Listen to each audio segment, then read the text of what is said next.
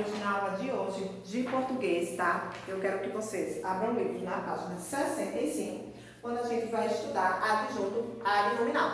Para começar, o livro diz assim: o texto a seguir é a sinopse do filme Jumanji. Leia com atenção e depois faça o que se pede. Bora lá?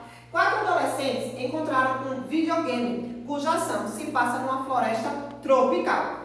Empolgados com o jogo, eles escolhem seus avatares para o desafio, mas um evento inesperado faz com que sejam transportados para dentro de um universo fictício, transformando-se nos personagens da aventura. Disponível no Adoro Cinema, acessado em 14 de janeiro de 2018. Primeiro, com base no que você leu, tem aí o cartaz do filme Jumanji, Bem-vindo à Selva, 4 de janeiro, nos cinemas. Primeiro, com base no que você leu, pode-se afirmar que o objetivo de uma sinopse é, aí vocês vão botar se é a alternativa A, B ou C. Segundo, agora releia esta frase retirada do texto. 4 adolescentes encontraram um videogame. Letra A. Identifique o sujeito dessa oração e o classifique. B. Qual é o núcleo desse sujeito? C. Que palavra acompanha esse núcleo? A que classe gramatical essa palavra pertence? Terceiro, leia esta outra frase, também extraída do texto. Eles escolheram seus avatares. Letra A. Identifique o verbo dessa oração e classifique-o quanto à sua transitividade. Esse daí eu vou fazer com vocês. Na letra A, o verbo é escolhem, tá? Escolhem. E ele é um verbo transitivo direto, porque quem escolhe alguma coisa. B. Indique seu complemento e classifique. O complemento é seus avatares. Quem foi que o verbo escolher pediu como complemento? Seus avatares. Então, quando tem um complemento, é objeto direto, tá? C. Qual é o núcleo desse objeto? O núcleo desse objeto é avatares, tá, gente? D. Aponte a palavra que acompanha esse núcleo e a classe gramatical a qual pertence. Seus, tá?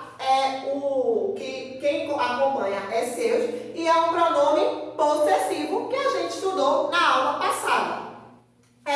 Identifique a classe gramatical das palavras que funcionam como núcleo do sujeito e como núcleo do objeto direto das suas orações. Adolescente, que é o núcleo do sujeito, é um substantivo. Avatares também é um substantivo, que é o núcleo do objeto direto. Aí tem um box cor-de-rosa que diz assim: considerando as respostas das questões anteriores, podemos concluir que o núcleo tanto do sujeito quanto do objeto é sempre o nome. Então, se é sempre o nome, isto é um substantivo, tá? O núcleo pode ser acompanhado de outros termos que o caracterizam. Bora lá. Como esses termos se referem ao nome, recebe o nome de adjunto adnominal, tá? A palavra adnominal, tem aí, é formada pelo prefixo ad, que significa junto de, mais nominal, que significa nome, isto é, junto do nome, tá?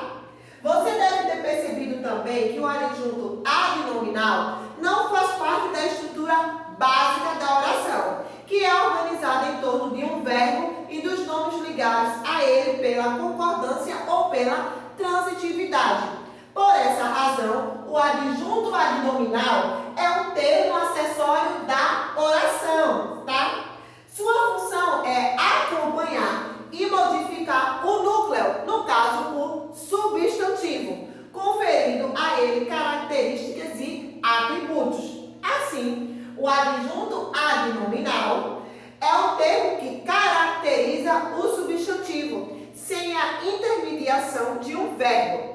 Eles podem ser expressos por artigos, adjetivos, locuções adjetivas, pronomes adjetivos e numerais adjetivos. Observe. Um evento inesperado transporta os 4 adolescentes para o universo fictício. Um é artigo,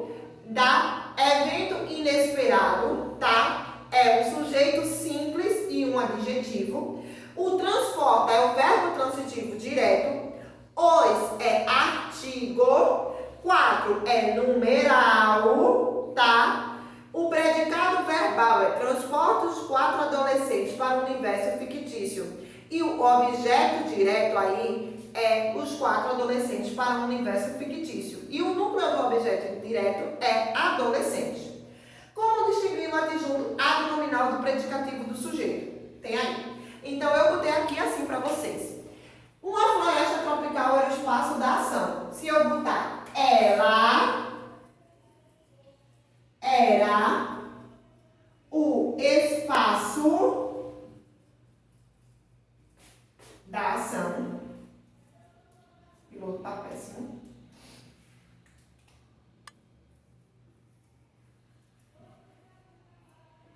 Toda essa função aqui, uma floresta tropical, é considerado adjunto adnominal, porque são termos acessórios da oração que eu transferindo para um pronome, no caso ela, consigo dizer do mesmo modo a frase. Então vamos lá para o quarto quesito. Uma floresta tropical era o espaço da ação. A floresta era tropical. A palavra em destaque é tropical, adjetivo, verbo, substantivo ou pronome, tá? Morfologicamente, o termo tropical é adjetivo, então respondeu lá o quarto quesito. Mas será que ele desempenha a mesma função sintática nos dois contextos? Isto é, será que a relação que ele mantém com as outras palavras no enunciado em que aparece é a mesma nas duas orações? A resposta é não, mas ele está pedindo para a gente entender o porquê. Na oração 1, qual é a oração 1? Uma floresta tropical era o espaço da ação. O adjetivo tropical é um adjunto adnominal, como eu fiz aqui no quadro, pois caracteriza o núcleo, o substantivo do sujeito, que é floresta, sem a intermediação de um verbo. Uma floresta tropical. Então, ele está dando característica à floresta, mas não precisou que um verbo de ligação estivesse entre eles, tá? Na oração 2, a floresta era tropical, tá? O adjetivo tropical é predicativo do sujeito, pois está ligando o sujeito floresta por meio de um verbo de ligação. A floresta era, que é o verbo de ligação, tropical. Então, ele está fazendo essa ligação. A percepção de que o adjunto adnominal é sempre parte de outro termo da oração, que tem como núcleo um substantivo, é essencial para distingui-lo do predicativo do sujeito, tá? Quinto, nas orações a seguir, circule os adjuntos adnominais e ligue-os aos núcleos que se referem. Vou fazer a letra A B, a C, a D e a E, vocês fazem sozinhos. A letra A diz assim: nenhuma palavra explicaria os sentimentos de Axel, tá? Então, nenhuma é um adjunto adnominal que está ligado a palavras. Os é um adjunto adnominal que está relacionado a sentimentos. De Axel também é um adjunto adnominal e está ligado a sentimentos, tá, gente? Na letra B tem: minha boca seca produzia ruídos abafados. Na letra C diz: as recordações da infância invadiram a memória do narrador. Na letra D diz: meus dois companheiros seguiram outro caminho. E a situação era crítica. No sexto está dizendo assim: identifique a classe gramatical dos termos que você circulou no exercício anterior. Como eu fiz a letra A do quinto, eu vou fazer a letra A do sexto. Nenhuma é pronome indefinido, que a gente já estudou na aula passada. Os é artigo. De Axel é locução adjetiva, tá, gente? Então, depois vocês vão fazer a letra B, a letra C, a letra D e a letra E. Na página 68, diz assim: atividade. Muitas narrativas de aventura contam histórias de viagens fantásticas. Moby Dick, de Herman Melville, narra uma viagem marítima, na qual marinheiros enfrentam uma enorme baleia. O título do livro é também o nome do cachalote de cor branca que, depois de ser ferido diversas vezes por caçadores de baleia, consegue destruí-los. As aventuras inimagináveis do narrador, suas reflexões pessoais e trechos de não ficção sobre variados assuntos fizeram da obra uma revolução para a época em que foi publicada. Leia o texto dessa obra reproduzido a seguir. Quando nos aproximarmos do Cabo da Boa Esperança, o medo tomou conta de cada tripulante. Enfim, podemos entender bem porque aquela curva ao sul do continente africano foi chamada um dia de Cabo das Tormentas. Tempestades nos castigavam e ondas enormes sacudiam e atormentavam a todos. O controle da situação deveu-se ao capitão, sempre preciso e eficiente. Numa das manhãs mais azuis e transparentes de toda a viagem, eu estava de vigia no mastro menor, encostado à vela bomba e embalado pelo movimento ondulante do navio. Avistei, muito perto de nós, uma gigantesca baleia que nadava em meio às ondas, lançando de tempos em tempos um jato de água vaporizada. Mal acreditando no que via, dei o aviso. Alguns minutos mais tarde, o capitão ordenou: baleias ao mar. Herman Melville, Moby Dick, adaptações de Leandro Chianca, tá? Primeiro, que foco narrativo e tipo de narrador o texto apresenta? Justifique sua resposta com um trecho da narrativa. Segundo, o narrador afirma que pôde entender por que razão a curva ao sul do continente africano foi chamada de Cabo das Tormentas. Que explicação ele dá a esse fato?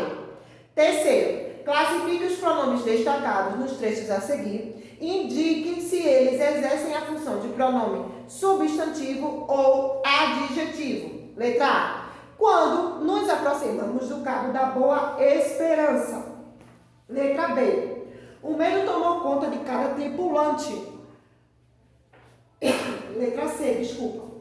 Porque aquela curva ao sul do continente africano foi chamado o dia de Cabo das Tormentas. D. Ondas enormes sacudiam e atormentavam a todos. E eu estava de vigia no mastro menor. 4. Leia esta tira de H, o guerreiro viking que tenta invadir a Inglaterra e outros países e que já viveu grandes aventuras. H. X. Brown. Como você chama isso? Não tenho nome para isso. Simplesmente juntei algumas sobras. Me recuso a comer comida anônima. Os pronomes isto e isso foram adequadamente empregados. Justifique sua resposta. Quinto, leia este texto e responda as questões. Grécia, mitologia. Os gregos acreditavam em muitas divindades, criaturas mitológicas e heróis humanos. Os principais deuses e deusas eram parentes e viviam tendo Zeus como rei no cume do Monte Olímpio, na Grécia Ocidental. Cada divindade tinha sua própria esfera de influência. Afrodite, por exemplo, era a deusa do amor e da beleza, e Poseidon era o deus do mar. Contos ou mitos sobre as aventuras dos deuses e deusas frequentemente envolviam heróis lendários humanos como Ulisses. Ele era um guerreiro grego que participou do sítio à cidade de Troia. E em sua viagem de volta encontrou muitos perigos, como as sereias, criaturas mitológicas que tentavam atrair os marinheiros para a morte. Um dos mais famosos heróis gregos foi Hércules, que está pintado em frisos do templo de Bassai, lutando contra a raça das mulheres guerreiras, as Amazonas. Civilizações antigas.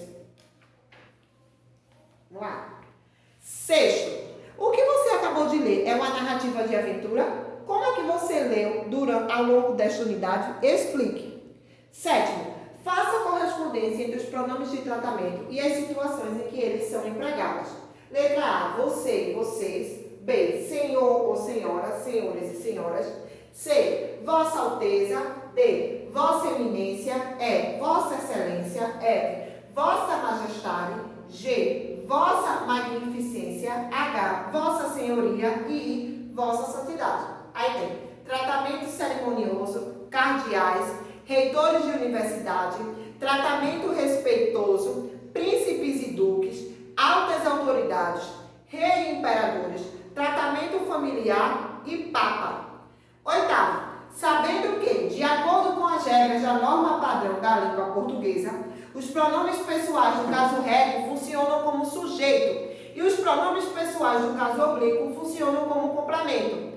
Complete os espaços para eu e para mim. Letra A. Você poderia ler este livro para mim? B. Este livro é para eu ler. Então, vocês vão fazer a letra C, D, E, F, G.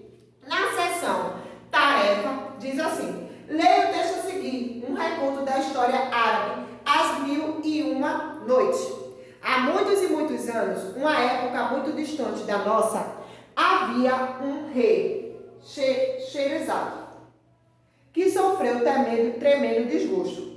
Por saber que havia sido traído por sua esposa, decidiu que se casaria cada noite com a mulher e mandaria matá-la na manhã seguinte. Não havia mais quem quisesse casar com tal rei. Tinha de buscar noivas em reino distante e estranho, pois as que conheciam a determinação do rei sabiam de seu destino após a primeira noite. E assim aconteceu, causando tristeza e medo em todo o reino durante 3 longos anos. Foram mais de 1000 noites, porém, como nada é para sempre, uma esperança surgiu com o nome de Scheherazade. Ela, astuta e bem instruída, conhecedora das artes e das letras, teve a ideia de acabar com aquela barbárie. Meu pai disse a ela, ao primeiro-ministro do rei: eu sei como impedir que isso continue. Ajude-me a me casar com o rei, e ele nunca mais determinará a morte de nenhuma outra jovem, daqui ou de qualquer reino. O pai, desesperado, se negou terminantemente a auxiliá-la. Por mais que eu saiba que isso não pode continuar, não posso arriscar em consentir em sacrificar minha filha mais velha. Mas ela não se contentou e achou outros caminhos para despertar a atenção do rei.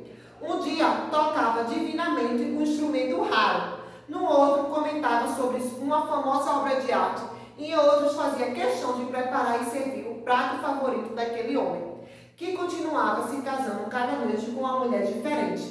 Sem perceber, o rei foi prestando uma atenção especial em Scheherazade e a pediu em casamento.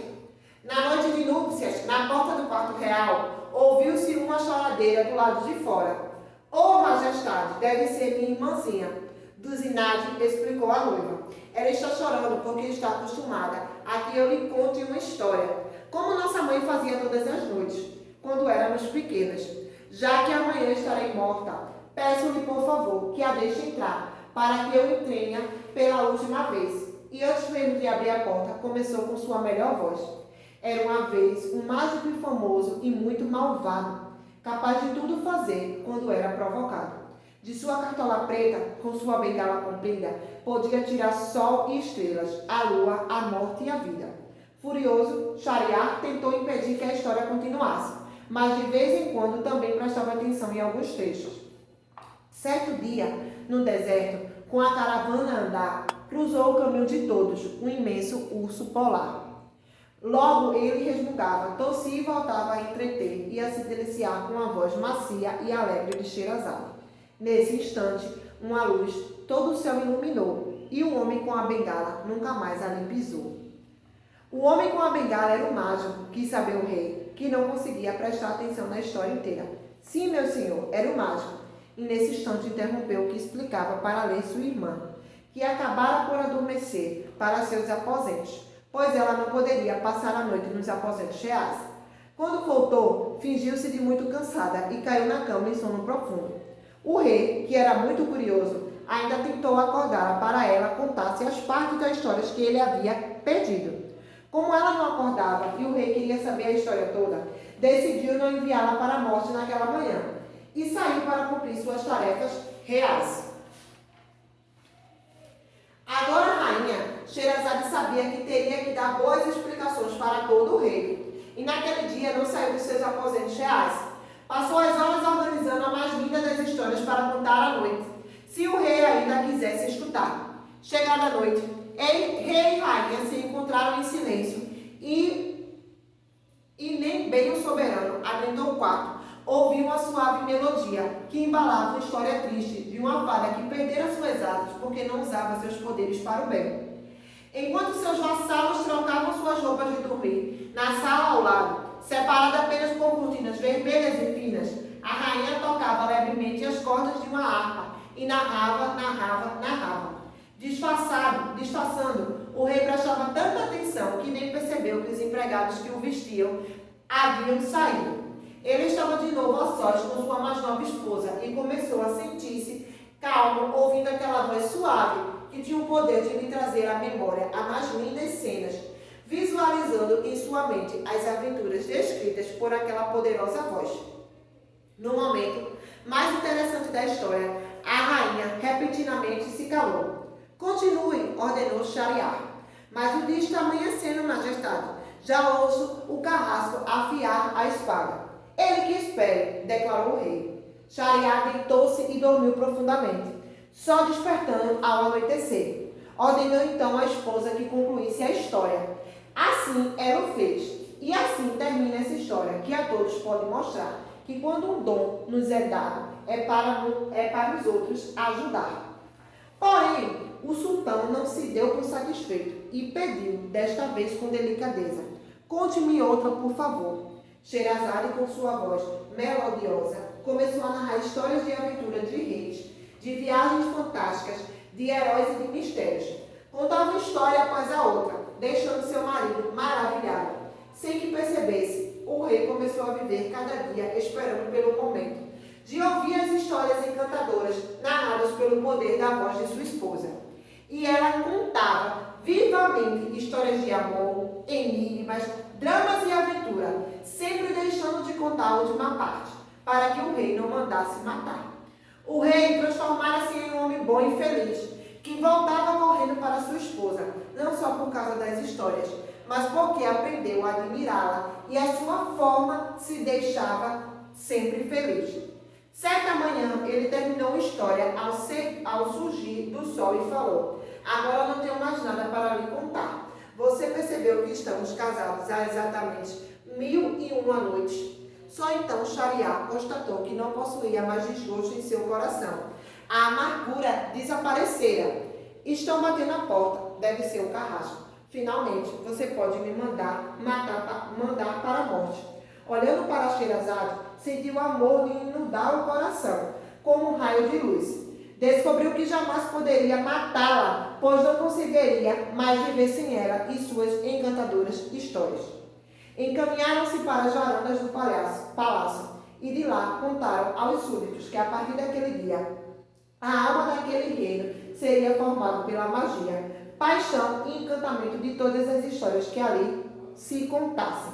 Sandra Bosa, reconto de uma história árabe, As 1001 Noites e o poder das histórias. Primeiro, eita texto grande, viu?